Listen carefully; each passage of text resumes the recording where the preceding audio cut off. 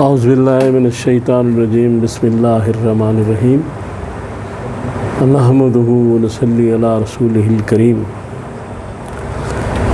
انتہائی قابل احترام سامعین و حاضرین، مجھ سے اچھے لوگوں، السلام علیکم ورحمۃ اللہ وبرکاتہ۔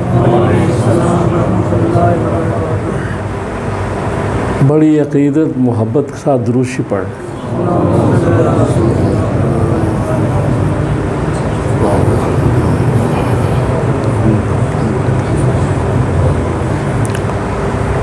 حضور صلی اللہ تعالیٰ علیہ وآلہ وسلم جس ماحول میں تشریف لائے، وہ جو معاشرہ تھا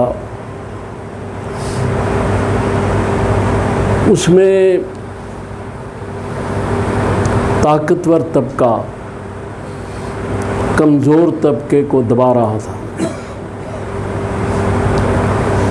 اور جو پیشوات ہے اس وقت کے، جو دین ابراہیمی کا دعویٰ تو کرتے تھے لیکن شرک میں بری طرح مبتلا ہو چکے تھے، اور وہاں جو کہ توحید کا گھر تھا کعبہ، اس کے اندر بتوں کی بھرمار تھی، اور وہ بت بنا بنا کے اس لیے رکھے گئے تھے تاکہ جو ماتحت طبقہ دوسرا ہے اس کو ان سے ڈرایا جائے کہ اگر تم ان کی خدمت میں کوئی نذرانہ پیش نہیں کرو گے تو بارش روک دیں گے،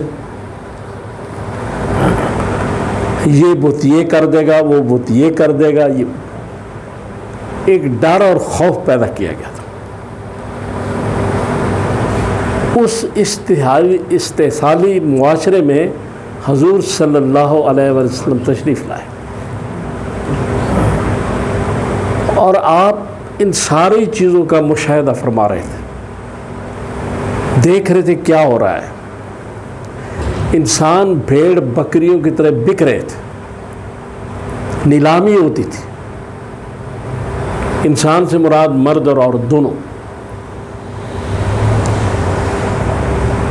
اور بیٹی کو اتنا برا سمجھا جاتا تھا کہ زندہ دفن کر دیا جاتا تھا۔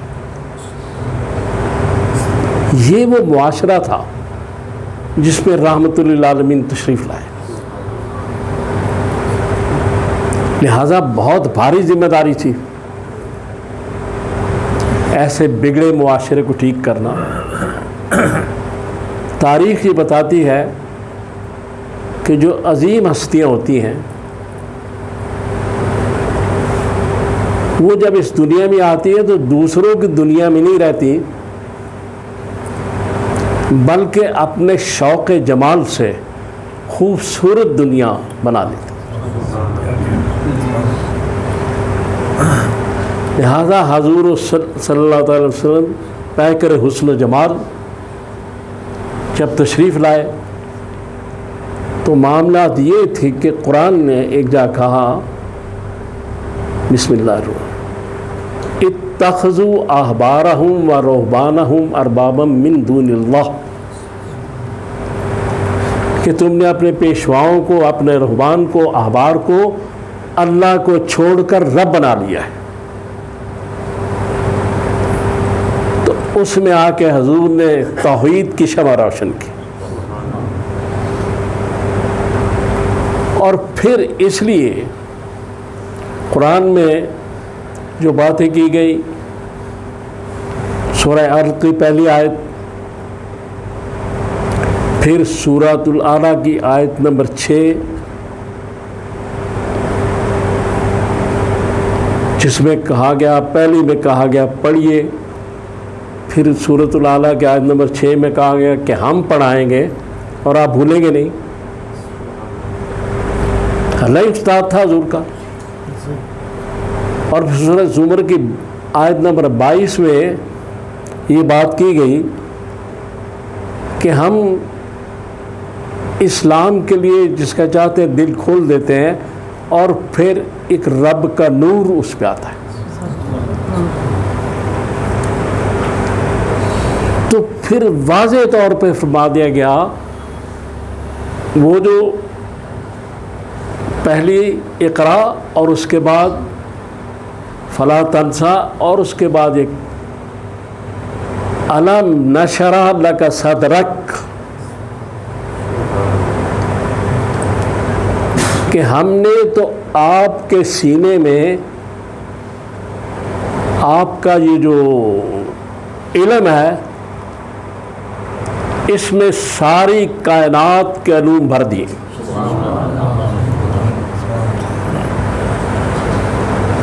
وَوَضَعْنَا عَنْكَ وِزْرَكَ، وزر بوجھ کو کہتے ہیں. تو اللہ تبارک تعالیٰ حضور سے کہہ رہے ہیں کہ جو معاشرہ آپ نے دیکھا ہے، جو اس کا مشاہدہ کیا ہے، آپ نے ریگستانوں میں سفر کیے ہیں، تجارت کی ہے، سب کچھ کیا ہے، اس معاشرے کی درستگی میں آپ ڈرے نہیں، ہم آپ کے ساتھ ہیں. وَوَضَعْنَا عَنْكَ وِزْرَكَ الَّذِي أَنْقَضَ ظَهْرَكَ، یعنی وہ بہت بڑا بوجھ.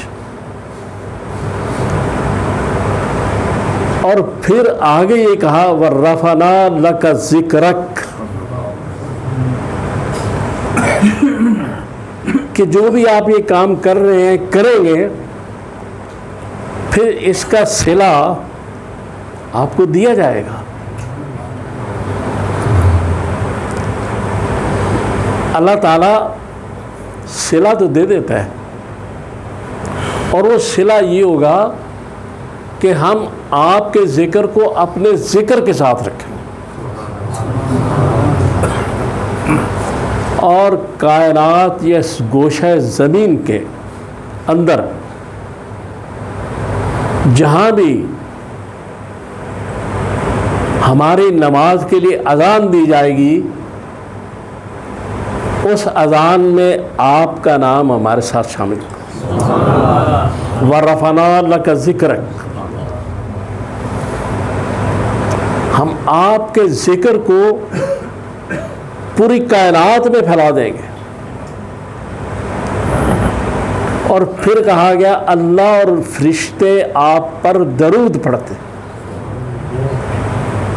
یعنی جو آپ کا ذکر ہے یہ صرف اس کائنات تک محدود نہیں ہے، بلکہ ہم بھی کر رہے ہیں اور فرشتے بھی کر رہے ہیں. درود پڑھ لیں.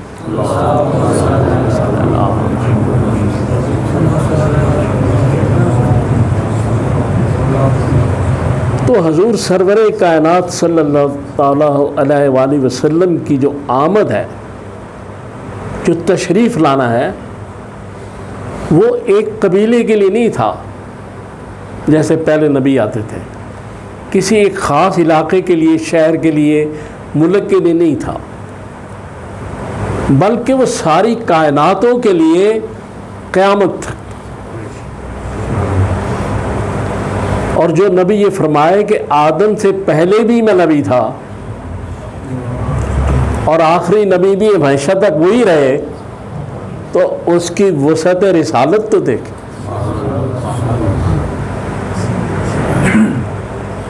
کتنی عظیم ہستی، کتنا عظیم رسول، کتنا عظیم نبی، کتنا عظیم بشر، کتنا عظیم نور ہدایت، کتنا عظیم عبد. ہر مرتبے کی جو معراج، ہر فضیلت کی جو معراج، ہر مقام کی جو معراج ہے، وہاں پر آپ کو میرا اور آپ کا رسول نظر آئے گا. وَرَفَعْنَا لَكَ ذِكْرَكَ، یہ صرف یہاں تک محدود نہیں ہے، ساری کائنات آپ کا ذکر کرے گی، وہ کائنات آپ کا ذکر کرے گی، ہر اہل ایمان آپ کا ذکر کرے گا. ہماری خوش نصیبی ہے، اور یہ خوش نصیبی بہت بڑی خوش نصیبی ہے کہ ہم آج حضور صلی اللہ علیہ وآلہ وسلم کی امت میں ہیں۔ اس سے اور زیادہ کیا خوش نصیبی ہے؟ تو دو شعر سن لیں۔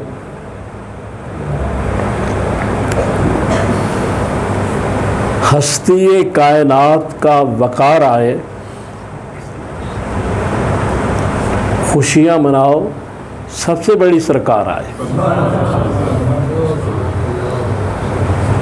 کوئی اس طرف ہو یا اس طرف، ہر دکھی کے طرف دار آئے۔